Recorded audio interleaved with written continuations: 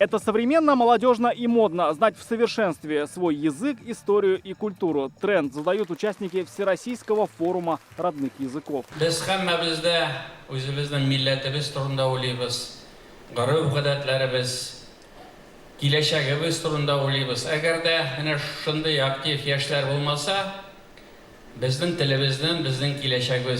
В зале сотни молодых людей из районов республики, регионов России и зарубежья. Их объединяет одно. Они участники республиканской, всероссийской и международной олимпиад по татарскому языку, прошедших в рамках форума. 4 дня на полях этого форума участники доказывали, что никто татарский язык, культуру и историю не знает лучше, чем они. Поэтому ребята старались, писали сочинения, решали задания с одним условием – все на языке тукая. Участников всего было 507, 153 из них это из 28 субъектов Российской Федерации, 29 участников это зарубежные страны, 13 зарубежных стран. На связи Америка. Рустам Минниханов приветствует участника из Сан-Франциско, Нури Чапонуглы, обладатель гран-при на международном этапе конкурса. Он прекрасно владеет татарским, его научили родители. Они татары, мама из Казани, папа из Токио. Они встретились в США, создали семью, сохраняют родной язык и передают его детям.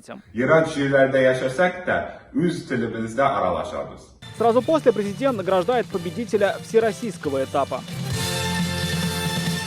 Это Айнур Сабирзянов из Республики Чувашия. Парень правильно перевел татарские фразеологизмы и лучше всех в России написал сочинение. Дома мы общаемся всегда на татарском языке. В Чувашии у нас очень много проводится мероприятий на эту тему.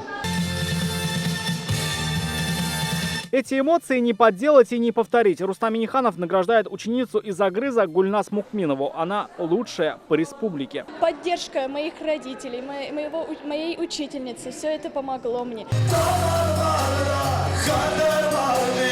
Язык тукая в их работах в зале и звучит со сцены. Великие строки о языке матери зрители исполняют стоя.